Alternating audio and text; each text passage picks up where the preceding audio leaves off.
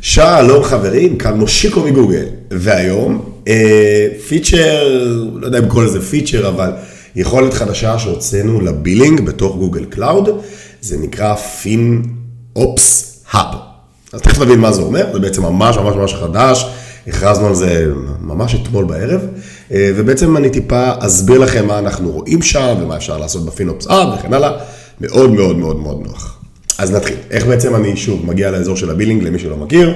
הנה אני כאן בגוגל קלאוד שלי, הולך להמבורגר, בואו נגדיל את זה, שנראה ככה יותר יופי, הולך להמבורגר בצד שמאל, ונכנס לבילינג. בשלב הבא הוא יגיד לי, בוא תבחר את הבילינג אקאונט בעצם שאתה רוצה לעבוד עליו, זה הבילינג אקאונט שלי, והגענו לפינופס. אז אני טיפה אגדיל את זה גם נגיד ככה שתראו קצת יותר טוב. אתם מכירים כבר את המסך של ה-overview, עשינו אותו בחלק הראשון, מאוד פשוט, והיום נדבר על FinOps Hub, בסדר? זה החלק הזה. עד עכשיו מה שדיברנו בפינופס היה בעצם איך אני מנטר, איך אני מייצר אלרטים לכל מה שכבר קיים לי בסביבה. כלומר, צרחנו, הגדרנו, ראינו, כל ה-workloadים נמצאים בסביבה, הכל קיים וכן הלאה. מה שמיוחד בפינופס Hub, ובעצם הוא שונה ממה שעשינו עד היום, שאני לא מדבר כבר יותר על איך אני מנהל את העלויות שלי מבחינת ריפורטינג וכן הלאה, אלא איך אני מבצע אופטימיזציה. כלומר, איך אני יכול לשלם פחות ביחס למה שאני מייצר היום בקלאוד, ופה בעצם הכנסנו את הפינופס Hub. בעצם לתת לכם איזשהו extra value למה שאתם עושים בענן, שהכסף לא יתבזבז סתם. אז זה הפינופס Hub, תכירו, אתם רואים רשום למעלה new, איזה כיף, נחמד. אפשר להיכנס, בואו נעבור טיפה על הקוביות ונבין מה אפשר לעשות. קודם כל צד ימין למעלה, אז Actions בעצם הוא ממליץ לכם איזה פעולות אתם יכולים לבצע. חשוב להגיד שכל מה שאתם רואים פה יש מאחורה המון AI של גוגל שבעצם מייצר לכם תובנות באופן עצמי שאתם תחליטו אם לקחת אותם או לא. אז צד ימין זה Actions, אתם תראו שם דברים כמו, נגיד אם הגדרתם פרויקט ולא הקציתם אותו, לא הקציתם משאבים, כאילו פרויקט ריק או צמצום של כל מיני דברים, כל מיני פעולות שאתם יכולים לבצע. צד ימין למעלה Actions, כמו שאתם רואים אני, עשיתי את הכל, אז זה בצד ימין למעלה. באמצע Optimization Summary זה בעצם, הוא מסכם לכם ממש באיזשהו, ב-high level על קודם כל כמה חסכנו, איזה active recommendations אנחנו מציעים לכם לעשות, כלומר פעילות שאתם יכולים לעשות, ובעצם כמה potential saving לחודש, במקרה שלי $200, אין לי פה הרבה workloadים, אבל ככל שיהיה לכם יותר workloadים, אתם תראו יותר פוטנציאל חיסכון. אז זה Actions וזה Optimization Summary, בואו נרד לאמצע. Potential saving per month הוא בעצם מראה לכם באיזה workloadים אפשר לעשות חיסכון. במקרה שלי יש לי רק Compute Engine, אבל תחשבו שאם היה לנו פה Storage או אולי BigQuery או אולי, לא יודע, Vertex, סתם אני זורק, כן? סרוויסים. אז היינו רואים בעצם את כל ההמלצות. במקרה שלי Compute Engines, ואם אני נלחץ למטה על View או ל-Recommendations, בעצם אני אראה מה האופציות שיש לי. איך אני רואה אותם? אני רואה למטה בעצם מה הוא מציע לי לעשות, האם הוא מציע לי לעשות מה שנקרא commit, ברגע שאני עושה commit, למי שלא מכיר, אז טיפה תעשו על זה גוגל, אני עושה commit, אני בעצם יכול להוזיל, לקבל עוד הנחה, מה שאני מאוד אוהב להראות, שתסתכלו פה באמצע, אפשר לעשות resize, כלומר right sizing למכונה, כלומר כנראה לקחתי מכונה חזקה מדי, ואנחנו אומרים לכם חברים, בואו תורידו אותה, תכף נראה איך אנחנו עושים את כל הדברים האלה, זה מחולק פה לפי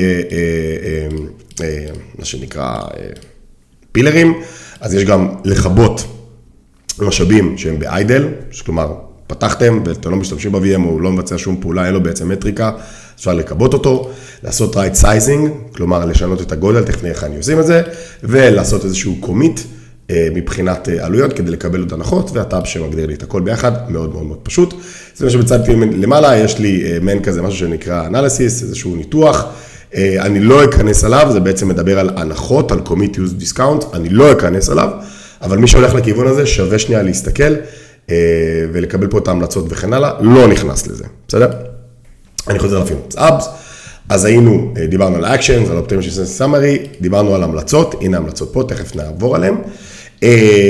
למטה, ה-Top Recommendation זה בעצם די אותו דבר, אם פה אני רואה את כל ההמלצות שלי, אז פה זה ההמלצות, אין לי הרבה המלצות, אז אתם רואים שזה בערך בדיוק אותו דבר, אותו קניית קומית, או לעשות change, שתכף נעשה אותו. למטה, last month realized saving, אני לא עשיתי, אז בעצם אנחנו לא רואים פה איך חסכנו בחודש הקודם, אבל אם אתם תעשו, אתם תראו את זה פה. הנחות, במידה ואתם תעשו הנחות, אתם תראו אותם כאן, בפילר הימני, שוב, אצלי לא קיים. אבל מה שמאוד מאוד מאוד מעניין זה לראות בעצם את הסקור שלי.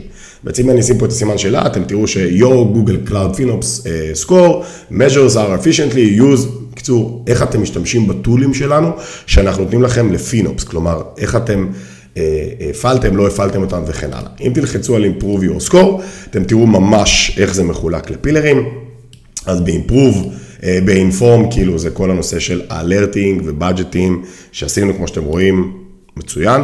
אופטימייז זה בעצם אם אני מבצע את אופטימיזציות שהציעו לי, נגיד לקנות הנחות או לשנות גדלים, ואופרייט זה בעצם להשתמש בבילינג API, אני לא אתייחס אליו, אנחנו נדבר עליו בהמשך, אבל להשתמש בבילינג API כדי לעשות ריפורטינג לטאסק וכן הלאה. אני שם את זה בצד, זה הזה. שימו לב שיש פה עוד משהו שנקרא Peer Benchmark, לא אגע בזה עכשיו, אבל בגדול אנחנו נותנים לכם איזשהו ציון ביחס לאינדסטרי שבו אתם עובדים.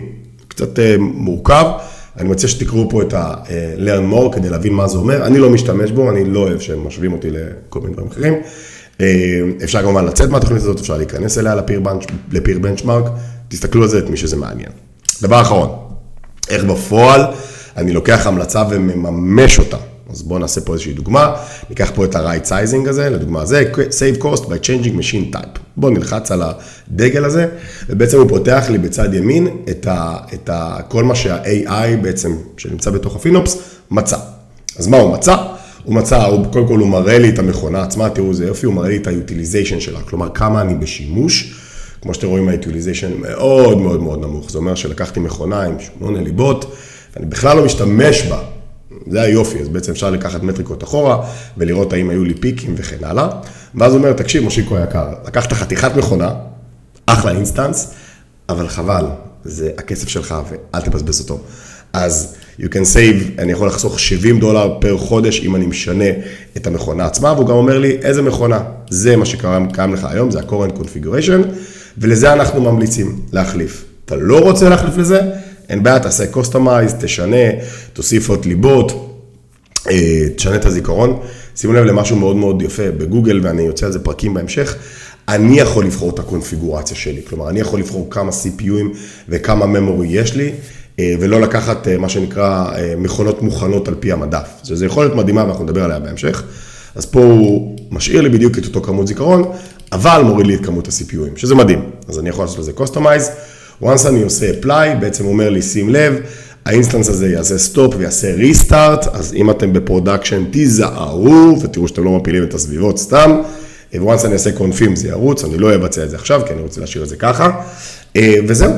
תראו כמה זה פשוט, כמה קל אני יכול לחסוך כסף, איך אני תמיד אוהב לעשות, כזה, נכון? אז הנה, זה הפינופס, פינופס האב, היכולת החדשה שהוצאנו לתוך גוגל קלאוד, אין פה קוסט, זה פיצ'ר שהוא לגמרי חינמי, כחלק מהבילינג, כחלק מהvalue שגוגל קלאוד רוצה לתת לכם. עברנו על הכל, זה הפרק השלישי בסדרה, אני מציע לראות גם את שני הפרקים הראשונים למי שלא ראה.